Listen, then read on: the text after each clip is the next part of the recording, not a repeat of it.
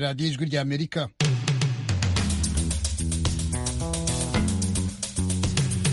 radiyo Ijwi ry'Amerika ivugira i Washington DC mu Kirundi no mu Kinyarwanda ku mirongo migufi ya shortwave. Muratwumvira kuri metero 19 na metero 22. Mu Rwanda turi no kuri FM 104.3 no kuri FM 88.3. Ikaze mu makuru yacu yo muri aka kanya, muri kumwe na Jeffrey Mutagoma na bagenzi banjye dufatanije kuyabagezaho. Tariki 16 z'ukwa kabiri ni umunsi mpuzamahanga ngarukamwaka wahariwe kuzirikana radiyo. Isi radiyo zitatu kandi zose ndazikoresha zose kubwo kumviriza ibiganiro by'amaradiyo atandukanye. Ijwi ry'Amerika irafise imbaraga gusumba zirya za WhatsApp, za Facebook. Kuyitunga ku by'ukuri radiyo iroroshe kuko nta bintu byinshi isaba. Uwo ni umwe mu mpunzi z'Abarundi bari mu nkambi ya Lusenda muri Repubulika ya Demokarasi ya Kongo. Naho mu burengerazuba bw'u Rwanda abaturage barahohoterwa n'abantu bakeka ko bashobora kuba ari ingabo z'u Rwanda. Ayo makuru n'ayandi ni mu kanya ntimujye kure.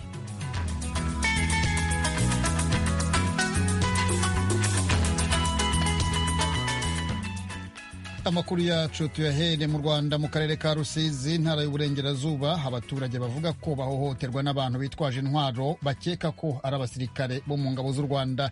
Umunyamakuru wacu Temistokle Mutijima yakurikiranye inkuru. Baravuga ati ubu ngubu ikintu tugiye kubakorera, tugiye kubajyana muri stade, nimushyika murishyura amafaranga 50,000 mwese. Nimumara kwishyura n'umwe muri abo baturage bane bavuga ko baraye bahohotewe n'abo bita abasirikare ubwo bari bavuye kurangura amata mu baturanyi batunze inka. Byarahagana hafi saa 4 z'ijoro ry'uwa kane ushyira uwa gatanu. Uyaragaruka muri make kuko byagenze kugira ngo abo babasagarire bitwaje ingamba zo kurwanya icyorezo cya COVID-19. Buri muntu 5,000 ubundi tubare kuri mwigendere. Ndababwira ati cyakoze njyewe 10,000 muri kuducanye n'umutware wanjye ntabwo twabibona. Njyewe ndi kubona twabona 5,000 ariko nabwo tukabibona tubigujije, noneho ejo twava gucuruza amata tukayishyura. Byabaye ngombwa ko babiri muri abo baturage bitabaza umuvandimwe wari imuhira ngo azanire amafaranga abo basirikare babone kubarekura. Uyu nawe avuga ko ahageze yasanze ababafasha ari abasirikare ndetse bafite imbunda ebyiri. Bambwa kashe umutekano kusinamira abakingira hari n'abanyerondo yenda baba bafashe kuba amatari bavuga ati rwabaye nijoro. Mbageze nsanga ubwo abasirikare babiri bari bambaye uniform bafite n'imbunda. Bambwiye ati reze ibyo bitanu byacu itakombe bahereza. Maze kubahereza bati noneho muhite ko mwikura amata yanyu, muhite ko mwigendera. Nyuma yo gusangana umwe mu bo bari bafashe amafaranga agera ku 50,000 y'u Rwanda, abo basirikare ngo bashatse kuyamwambura yose ku gahato abanza kuyabima. Ibyamuviriyemo gukubitwa no kuraswa isasu mu rubavu. Mu buryo bugoranye, Ijwi ry'Amerika yabashije kugera mu cyumba rwariyemo mu bitaro bya Gihundwe. Biragaragara ko imyambaro ndetse n'ibyo aryamyeho byose byahinduye ibara, biba umutuku wijimye kubera amaraso menshi yavuye. Twangwate ngo uzana amafaranga ufite tukureho yacu ansigara turagusubiza. Nze kubyanga abafite inkoni ubwo bayinkubise umutwe numva umutwe urazengereye numva ntayibwiye. Barambwira ngo icara hasi. Hangi ndica. Umusirikare umwe aravuga ngo ubundi n'unyana w'imbwa wayibiteshereje umutwe wayirase. Umusirikare umwe ufite imbunda arakokiye. Nabashije kumva nuko nabashije kumva bandashe n'abarangije baraza baransaka manjyana amafaranga n'ifite telefone nayibahaye ngo bahamagare. Manjyana amafaranga n'ifite n'ibyangombwa barangije barigendera. Ndabona umubiri wose wuzuye amaraso. Niryo sasu cyangwa hari n'ibindi bikomere wagize? Iryo sasu ikindi gikomere mfite mu mutwe. Urumva umeze utari ngubu?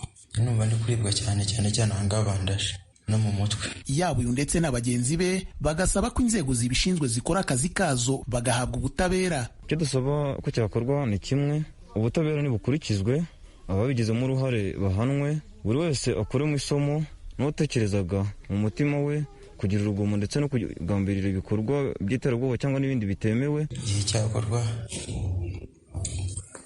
nuko babashaka noneho bakansubiza ibyo nambuwe bakanamvuza.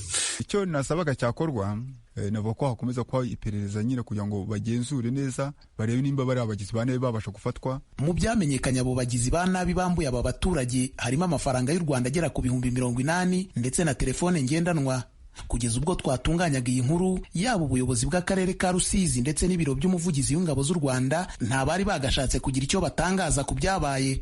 Inshuro zose twagerageje kuvugisha izi nzego zombi ku murongo wa telefone ntibyadukundiye, yewe n'ubutumwa bugufi twabahaye bigaragara ko bwanabagezeho ntibabusubije. baramutse bagize icyo badutangariza turabibatangariza mu makuru yacu ari imbere. Si ubwa mbere aha mu karere ka Rusizi humvikana urugomo n'ubujura bikozwe n'abitwaje intwaro, yewe barimo n'abambaye impuzankano y'igisirikare cy'u Rwanda.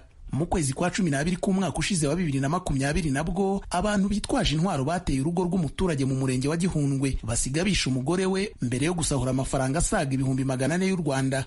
Ni mu gihe mu kwezi kwa 9 k'uwo mwaka naho abantu barimo bambaye umwambaro w'igisirikare cy'u Rwanda RDF bitwaje intwaro nabwo bakubise abaturage babiri mu murenge wa Mururu babasiga ari intere. Aho hose abaturage bagasaba ko abakora ibyo bakurikiranwa bakabiryozwa. Temistokle Mutijima, Ijwi ry'Amerika mu burengerazuba bw'u Rwanda. Arakoze Temistokle Mutijima. Tuve mu Rwanda tuje muri Repubulika ya Demokarasi ya Kongo. Tariki ya 13 z'ukwezi kwa kabiri ni umunsi mpuzamahanga wo kuzirikana radiyo. Bamwe mu Barundi bahungiye muri Repubulika ya Demokarasi ya Kongo baravuga ko radiyo ifata umwanya wa mbere mu kubafasha kumenya amakuru y'ukuri abera mu Burundi ndetse no mu bindi bihugu bitandukanye. Abari mu nkambi ya Lusenda muri Kivu y'Epfo baganiriye n'umunyamakuru w'Ijwi ry'Amerika Vedaste Ngabo. Jewe Bigirimana Emmanuel ndi impunzi yo mu Rusenda. Jewe mfise imyaka 38, mfise radio 3 kandi zose ndazikoresha zose kubwo kumviriza ibiganiro by'amaradiyo atandukanye nka RFI, BBC, Ijwi ry'Amerika cyane cyane kuko duhuriza ko n'ururimi rumwe. Ibiganiro nka vyayo bya zose ndazumviriza gose habitahura kandi n'amakuru yayo nk'Ijwi ry'Amerika irafise imbaraga gusumba zirya za WhatsApp, za Facebook. Kuyitunga ku vy'ukuri radiyo iroroshe kuko nta bintu byinshi isaba. Ikiza cyayo ni uko umuntu acaguma yumviriza inshuti n'abagenzi, tukumviriza n'ibibazo bigenda biba mu baturanyi bacu mu bihugu guhera mu bihugu vyo hanze gushika mu bihugu byose turimwo, kuko byose bifise ibibazo gusa turavyumviriza neza. Hari igihe n'inkuru yabaciye kuri WhatsApp baza kuzitubaza ko twazumvise ariko ugasanga nta nizububeshi ntazo basize ku iradiyo, tugaca tubanyomoza ko ibyo kubitigeze bica ku iradiyo kuko bijya ari abantu bashaka kuyumvira ibintu bakabishyira mu magrupe y'iwabo ya WhatsApp ugasanga ni inkuru atariyo ntice ku iradiyo. Twebwe tugira n'amahigwe iradiyo zimwe zimwe turazifata, Ijwi ry'Amerika turarifata, RFI turayifata, n'iz'i Burundi mbere zimwe zimwe turazifata. Haragera igihe rero iyo twicaye tuko twumviriza twebwe nk'akarero tuba twarahunze tukumva kabisa mu Burundi bariko bavumera iti taha kabisa. Mbere natwebwe kabisa nta wundi mugambi kw'iradiyo uvuga ko wombarira yuko no reka kumviriza iradiyo po mumbarira nirigwe ntariye kweli kubera iradiyo jewe naruguruye iradiyo maze kugurura iradiyo baravuga ibimenyetso by'amakuru bahejeje nzanumva baravuze ati nukuri impunzi z'imahama zatashe. Nza kumva rero umwe bamuhaye mikoro ariko aravuga, numva aravuze izina rya mwene wacu, numva aravuze we ebana ati nukuri n'abandi bahunze kubw'umutima w'urukundo nimutahe batwakiye neza kubera iyi radiyo kabisa. Iradiyo nukuri ebana niyo ya mbere kweri dufise, iradufasha turahimbaguye tuyumviriza, idufasha kumviriza amakuru, ikadufasha kumviriza ibiganiro tena n'amapublicity yo bariko bayashira ko urumva ko mu Burundi ibintu bimeze neza cyane kabisa. Iradiyo ifise akamaro kenshi. Akambere ku iradiyo niho twumvira inkuru runaka tutari tuzi, habaye ikintu runaka mugabo twebwe ntitwakimenye, mugabo iciye kuri radiyo baravuga amakuru noneho tukumva tuti ikintu runaka cyabaye. Ako n'akamaro ka mbere. Aka kabiri, radiyo iranezeza umuntu iyo yumvise umuziki cyangwa se ibiganiro runaka bituma yumva anezerewe noneho nawe akishima. Ikindi nacyo kuri radiyo haca amakuru meza atandukanye n'ayandi ushobora guhabwa n'umuntu uwo ari we wese, kuko radiyo ivugirwa ko n'abantu bize umwuga wo kumenyesha amakuru bazi no kuyatohoza noneho bakayacisha kuri radiyo.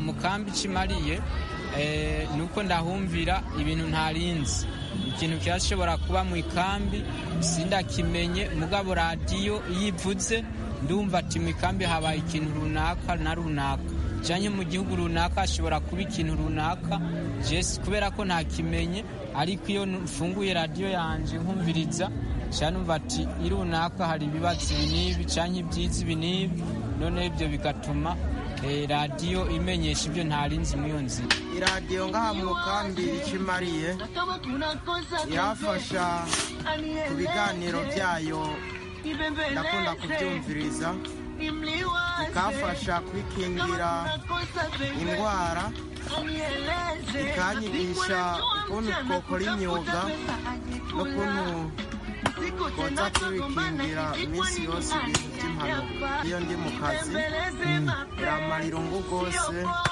nkakorana n'umwete. Abarundi bari mu nkambi ya Lusenda muri Repubulika ya Demokarasi ya Kongo, kuri mikoro ya mugenzi wacu Vedaste Ngabo. Tuve aho muri Kongo tuje mu Burundi, aho komisiyo y'igihugu yo kunywanisha abarundi no kumenya ukuri severe ejo yatangiye gutaburura imirambo y'abantu bishwe mu mwaka w'1972 mu ntara ya Bururi mu majyepfo y'igihugu. Eloge Wilikaneza ukorera mu biro by'Ijwi ry'Amerika i Nairobi muri Kenya yaduteguriye inkuru. Ahitwa Rwankona ku mutumba wa Kiremba zone Muzenga komine ntara ya Bururi mu manuko bw'u Burundi niho umurwi severe ujejwe kumenya ukuri no kunywanisha abarundi watanguriye kwimba. Icegera c'umukuru w'uwo murwi yemeza ko iyi ntara imuzatanguriyemwo ubwicanyi bwo mwaka w'1972. Pastor Clement Noel Nziza amenyesha ko ibinogo birenga 80 muri iyo ntara arivyo bimaze kumenyekana ko byahambwemwo abishwe muri uyo mwaka, agahamagarira afite ico babizi ko bose kwegera umugwi. Aha mu ntara ya Bururi baramaze kutubwira mu byo twari tumaze hoza yuko twoba dufise hafi ibinogo birenga 80. Muri ivyo binogo 80 hari ivyo tumaze kufurura tukaraba, mugabo hariho n'ibindi tutarashobora gufurura kugira ngo turabe ingene bimeze. Iki gikorwa rero kituzanye hano, kituzanye kugira ngo dukorane n'abe n'igihugu, dukorane n'abarongozi, dukorane n'abo bose bajejwe ubuzima bw'igihugu. Turasaba rero abantu bose baba bafise amakuru ari ku binogo rusangi, ariko byo bumvise kubijanye no gwimo bw'72 kugira ngo bayaduhe tuyakorereko. Abo bene wacu bishwe bagatabwa mu binogo kugira ngo tushobore kubikurayo, turabaho tuba turabishingura mu gihe tuciteguriye kuzobihambana iteka. Buramatari wa Bururi asigura ko igikorwa kizotuma imitima ya benshi iruhuka. Colonel Leonidas Bandenza amaso anahumuriza abantu bose bibaza ko gutanga ubuhamya bishobora kubagira ko ingaruka mbi. Iyi narabibonye z'ico gihe nibaza ko zizotanga ukuri, zivuga ibintu ngire byagenze kuko mubonye ibyo bariko barakora ngaha. Kera bamwe bavuga ati hajya ni ku matwarete canke n'ibinogo bisanzwe, mugabo urabona ko ukuri kuboneka yuko hari abantu batawe mu binogo. Ubu aho tugeze turaziranye benshi mu kibano, nta muntu yoba kigira ubwoba kuko si umuntu azovuga ngo genda aje kwica, kubera babikoze ni generation zikuze cyane. Kuvuga yuko abana biwe bazoca bavuga ati nibo babikoze, umwe wese akora icaha ku gatwe kiwe si umuryango. Ivyo gituma twavuga tuti umuntu yoba afise ico yoshikiriza ku byabaye atogira ubwoba. Icegera c'umukuru wa severe nawe asigura ko icifuzo nyamukuru c'uyu murwi ari ugushika kuri kazoza kisunze kahise abarundi bose bahurizako. Twifuza ko iki gikorwa cacu nk'umugwi coshikana Burundi ku kubohoka mu mitima, kugukira intuntu n'akabonge biri mu mitima ya benshi abo tugenda twumviriza iyo bariko baratushikiriza ibyo baciyemo, tuze dushike kukurekuranira nyakuri, abarundi banywane basige kahise kabi inyuma, berekeze kazoza gasangiwe, dushike ku kunywana gushemeye. Murwi severe maze igihe unengwa cane na mu mashirahamwe yigenga kucanishamwe abarundi aho kubunga.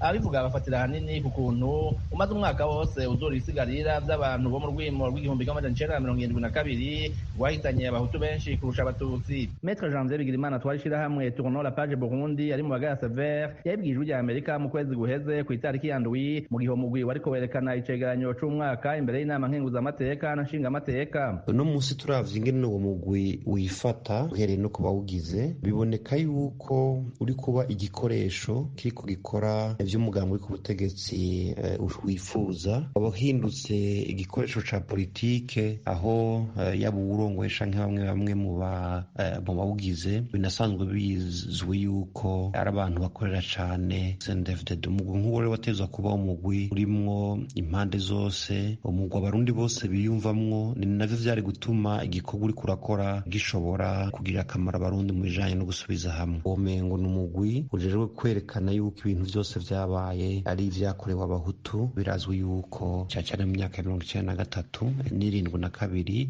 hariho abatutsi bagandaguwe ahatari hake, ariko uwo mugwi ntiwigera ivyo bintu ugomba kubivuga. Pierre Claver Ndayicariye mukuru wa severe yasiguriye abatowe n'abanyagihugu impamvu buno bwicanyi ari bwo bwibandwako kurusha ubundi muri kino gihe. Ivyabona baba bapfakazi, imfuvyi, ababuze, aboba barabikoze, mbere n'ababonye bimwe mu vyabaye bariko barakura, benshi muri bo baramaze kwitaba Imana.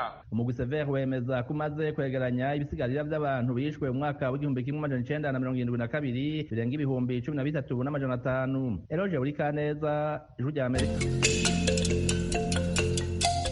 Banywanyi b'Ijwi ry'Amerika, uretse kutwumvira ku mirongo ya FM, ku mirongo migufi ya shortwaves, kuri Facebook na internet mushobora kutwumva biciye ku matelefone yanyu ngendanwa. Ku batwumva muri Tanzania muhamagara ku nimero guteranya 2 5 5 4 1 1 2 ubusa 1 ubusa 6 abatwumva muri Kenya namwe mugahamagara kuri guteranya 2 5 4 2 ubusa 5 2 9 3 2 9 4. Kuri mwe mutwumva muherereye muri Amerika muhamagara kuri guteranya 1 3 5 1 9 9 9 5 1 8 5. Ijwi ry'Amerika ryongeye kubashimira kuba mudahengeshanya kuryumviriza. Ijwi ry'Amerika ni radio yanyu. Igihugu cya Singapore kiri mu bihugu biteye imbere cyane mu by'ubukungu ku isi muri iki gihe, nyamara siko byari bimeze hambere. Mu myaka y'igihumbi kimwe magana cyenda na 60 ubukungu bwacyo bwari ku rugero rumwe n'ubwa Ghana, ariko kuva ubwo cyateye imbere kinjira mu murongo w'ibihugu bikize ku isi. Byagenze bite ngo gitere intambwe igaragara mu bukungu bwacyo? Andre Nikwigize na Faustin Ndikumana ni impuguke mu by'ubukungu, naho Emmanuel Nkengurutse ni umuhanga mu by'amategeko n'ibyerekeye ububanyi mpuzamahanga. Baradufasha gusubiza icyo kibazo mu kiganiro kigufi bagiranye na Fidel Niyongabo. Nagira mbanze kuvuga yuko benshi muri iyi myaka iheze, cyane cyane kuva mwaka 1990 n'ikurikira, abahinga benshi bariyumviye ngo baje kwiga icyo gihugu Singapore, icyo bita ngo igitangaro, kuko nk'uko mwabivuze mu ntangamarara, Singapore yari igihugu gikenye cyane. Wavuze ko PIB y'umunyagihugu wese yaronka yari nk'500, yari munsi y'500, ariko uno munsi ubutunzi bw'umunyagihugu wa Singapore umwe n'ibihumbi 64 by'amadolari. Ni ukuvuga ubutunzi bwikuvye akarenga 160 mu myaka 55. Ni ukuvuga iki byavuye kuki? Kenshi uko abantu benshi babivuga, byavuye ku muntu umwe yitwa Lee Kuan Yew, yari minisitiri wa mbere kuva ico gihugu kironka intahe yo kwikukira. Yagize iki? Si ibintu by'ibitangaza cyane yagize, ariko birakeneye ko abantu babimenya. Yakoresheje inkingi novuga 4. Inkingi ya mbere ni ntumbero itomoye yari yo guteza imbere igihugu ca Singapore n'abanyagihugu ba Singapore kugira bave mu bukene baje mu bihugu biteye imbere. Kandi yarabivuze, yarigeze gukoranya abaminisitiri biwe ati je ndashaka ko iki gihugu mu myaka itarenze 20 coba cavuye mu bihugu bikenye. Ingingi ya kabiri nuko yisunze ubushobozi n'ubukerebutsi bw'abanyasingapore. Murazi yarabivuze, barabivuga yuko Singapore nta butare yari ifise, nta petrole yari ifise, nta mabuye y'agaciro yari ifise. Ikoresha rero ubushobozi n'ubukerebutsi bw'abanyasingapore. Inkingi ya gatatu yari intwaro nziza igendera ku mategeko, intwaro izira ruswa, izira gusesagura no gusahura ubutunzi bw'igihugu. Inkingi ya kane ikaba kugururira amarembo abifuza gukorera muri ico gihugu. Izo nkingi 4 rero nizo yakoresheje kugira igihugu kigera aho kigeze. Ngira turaja kubivuga ukugene Afrika itashoboye gushimangira izo nkingi 4. Murakoze. Nawe Emmanuel Nkengurutse, uravye akarorero ka Singapore, nikihe ubona ico gihugu cakoze? Sibitangaza nk'uko Andre yariko arabivuga, barakuye amaboko mu mpuzu, barahindura ingendo. Kubwanyu igitangaje nikihe kuri Singapore? Igitangaje Andre yabivuze, ariko nagomba ngaruke ku bintu bibiri bikomeye. Icambere burya igihugu kiba ico ugitwara agishakira. Iyo ubutegetsi bwo hejuru bufise ugushaka ko gushika ku kintu uti twe tugomba gushika mu myaka inganiri ukunuku, murava ukiha uburyo ukabishikako. abo rero uyu mutegetsi wo muri Singapore yarihaye objectif niko novuga aza gushikako. Hanyuma rero ikintu gikomeye cyane nabonye yakoresheje ni ikintu cyitwa meritocracy, ikintu cyo gukoresha abakozi ba leta babikwiriye, bafise ububasha, bafise ubwenge, bavyigiye kandi bafise akarangamutima ko kutaba indyarya, ko kwitwara neza, ntibarya ibiturire, ntibarenganye, ntibata akazi gutyo. Icyo ni ikintu gikomeye, ikintu cyitwa meritocracy. Umuntu ahabwa akazi kubera agashoboye kugakora kandi agategerezwa gushika ku kintu bamusabye ko ashikako. Uwe nyine akavuga ati nzotegerezwa gushika mu minsi ingana gutyo cyangwa amezi angana gutyo, igihe kingana gutyo tuzoshika kuri iki. Hanyuma rero akaba afise akarangamutima k'umuntu atagira ibiturire, atarenganya, akeneye gusa guteza imbere igihugu. Inyungu ziwe ntiziza imbere y'inyungu z'igihugu, z'inyungu rusange. Ivyo cyane cyane nivyo nabonye bikomeye bakoresheje muri Singapore. Iyo rero iyo ukoresha ivyo, haba ari ibintu byo kubaha amategeko, haba ari ibintu byo kubaha hagati y'akazi na muntu, haba ari ibintu byo gusaba yuko umuntu ashoboye ikintu, agishoboye aza akagikora, hanyuma leta ikamufasha kugira ngo agishikeko. Ari ikintu cyo kuzana umutahe, cyo kubaka amahinguriro, akabikora ashigikiwe na leta kandi akabikora mu buryo bwumvikana. Nuko niko nobivuga jewe uko nabibonye mu majambo make. Murakoze. Murakoze. Nawe Faustin, ku bwanyu ni ikihe mubona ku vyerekeye Singapore ico gihugu cavuye naho kigeze ubu? Bwa mbere nk'uko bagenzi banje babivuze, nuko nyene Miracle Singapore barayivuga, igitangaro ca Singapore, igihugu usanga gifise amikoro make mu butunzi kama, mugabo gishobora kwerekana iterambere mu buryo butangaje. Bwa mbere ikigwa dukora nuko kitwereka yuko uko igihugu cyose kiba kimeze, iterambere rirashoboka. Nta gihugu rero kigenewe kwaba mu bukene. Ujya kwaba mu bukene si fatalite, uva mu bukene igihugu cyatera imbere, birashoboka uburyo bwose nyine igihugu kiba cifashe, kigira ubutunzi kama bwinshi canke buke. Iyo ni nk'icyo n'ikigwa ca mbere cabonetse. Hanyuma ibintu bikuru vyerekana yuko bitegereza guhagararwa ko nyene kugira bitere imbere. Hari bwa mbere basa nayivuze, urumva ni leadership. Hajya leadership ubu muratwara ikintu kigezweho ubu. Leadership ubu ni ikintu gifise ubukomezi bunini mu gihugu cyo gutera imbere.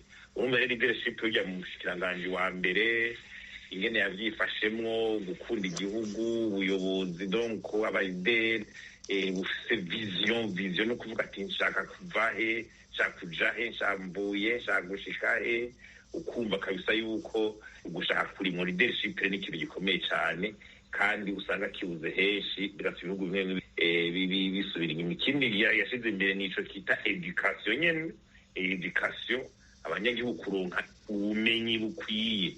Hanyuma ico ca meritocracy kazamo nyene, abanyagihugu baronse ubumenyi bukwiye, formation, education, ni ikintu gihambaye cyane. Burya ubutunzi bwa mbere igihugu gifise n'abantu bacu, abanyagihugu bacu.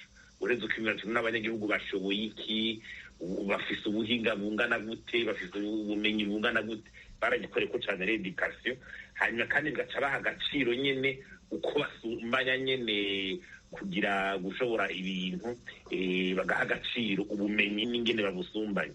Hanyuma ica gatatu nyene ni kirya kintu twita renforcement institutionnel, inzego zikomeye, leta, administration ya leta ikora neza, igendera ku mategeko, ishiraho ico bita les règles du jeu ku bantu babatunga n'abakidon, atakuvuga ngo byakora ibisioniki bakabigwanya gose ku buryo umuntu wese avuga ati jewe ahandi ndumugwizatunga, nduwikorera utwanje, leta irankingiye, amategeko arankingira, bimwe bitambira imanza z'aferi bikwiye. Ico carakomeye cyane rero kugira bateze imbere yabo bikorera utwabo. Hanyuma rero no kwigurura rero mu kurondera ubumenyi no hanze, abagwizatunga bo hanze baza gushira imitahe muri Singapore iki. Hanyuma ikindi nacyo gikomeye baca bagira ni bimwe bita nkunda kwita jewe les choix économiques stratégiques, ni ukuvuga igihugu cose uko kiba gitunganye mu butunzi kibona gise naho giherereye n'iki kirashobora gufata segiteri imwe ivuga tuti twe tubangire ngaha tugwiza amahinguro kubure twe dushobore gushorera ibintu byinshi hanze, turabe ko twogera bya tourisme, ugasanga abantu igihugu kikaraba aho giherereye nyene kigira ico bita intumbero gifata shwa gicako iryo terambere rice riboneka. Ivyo rero byose bikubiye hamwe rero byagenze neza, ntamvo n'imwe igihugu idaheza ngo gitere imbere, kandi bigaragara nivyo rero Singapore yatweretse, kandi n'ubu dushima haro n'ibihugu biriko biratanga gufatira kwa karorero. Murakoze. Tugaruke kuri Andre Nikwigize muri Singapore. Ico gihugu baravuga ko hari inkingi zitatu bafatiye ko arizo novuga ko ariyo byatumye ico gihugu gitera imbere. Mwavuze ibitari bike, izo nkingi twamaze kuvuga imwe muri zo, ivyo vya meritocracy, gushira abantu bafise ubushobozi mu bibanza bagenewe kugira bateze imbere igihugu, aho gushiraho abantu kubera ari amashuti bari mu muryango, ari abantu musangiye ivyiyumviro ubwoko, musangiye ivyiyumviro vya politiki. Hari meritocracy, hari pragmatisme, utaguma ku vyiyumviro, gutsimbatara ku vyiyumviro vya politiki umuntu asanganywe, canke ivyiyumviro vyerekeye iterambere ko politiki n'ubutunzi birajana. Bakaba bafatiye ku karorero ka Deng Xiaoping mu Bushinwa, yavuga ko inyabu yirabura canke yera ifata imbeba ifise akamaro, bagafatira ku burorero bwo hanze, kukundi imigambi y'iterambere mu bindi bihugu vyateye imbere byagenze bakayishiramwo babona ifise akamaro ku migambi yabo bafise y'iterambere. N'ivyo vya honesty mu Congereza, ari ivyo vy'uko umutegetsi amabanga ajejwe akora neza, ntagombe kugira ibya ruswa, guca ku ruhande, canke ngo akoreshe ubutegetsi n'ububasha afise ku nyungu ziwe bwite. Izo nkingi zirakomeye cyane ku bwanyu Andre? Zirakomeye cyane kuko ni nk'ububaka inzu, iyo inkingi imwe idakomeye inzu yose irasenyuka. Ivyo rero izo nkingi zine nuko twibagira tuvuga iyo meritocracy na pragmatisme na honesty, ariko inkingi ikomeye ni iy'umukuru uwo mushikiranganji wa mbere. Ni ukuvuga intumbero yafashe, intumbero itomoye yo gukura igihugu mu bukene, yo gukura abanyagihugu mu bukene, ikoresheje abanyagihugu bonyene, kuko nta kindi bashobora kwikora ko atari abanyagihugu. Nta butare bari bafise, nta peterole, nta mafaranga bari bafise, bari basigaranye abanyagihugu gusa. Hanyuma urumva abanyagihugu nabo baciye bafata bize amashuri, aba inkerebutsi, incabwenge. Hanyuma ntiyaraba ati aba n'abanyasingapuru canke nabo hanze, bose yagira ati bose reka ndabazana. Yaragiye gukura abantu incabwenge mu bihugu bindi, mu Bwongereza n'ahandi, arabazana ati mumfashe turangure umugambi nashize imbere kugira abanyagihugu bose bashobore kuja gutera imbere. Hanyuma ashiraho iyo kugwanya ruswa. Baratanga akarore yuko hari umuminisitiri baragiye mu karuhuko ajana n'umuryango wiwe wose, hanyuma yarihiwe n'umugwizatunga, agarutse babimenye baca mukura, abandi bose bafatiraho akarorero. Urumva rero ni bimwe bavuga mu gifaransa prêcher par exemple. Umushikiranganji wa mbere yerekana akarorero mu baminisitiri bose, mu bashikiranganji bose no mu bakozi bose, ko icambere bateza gushira imbere ari ukwitanga kugira bateze imbere igihugu.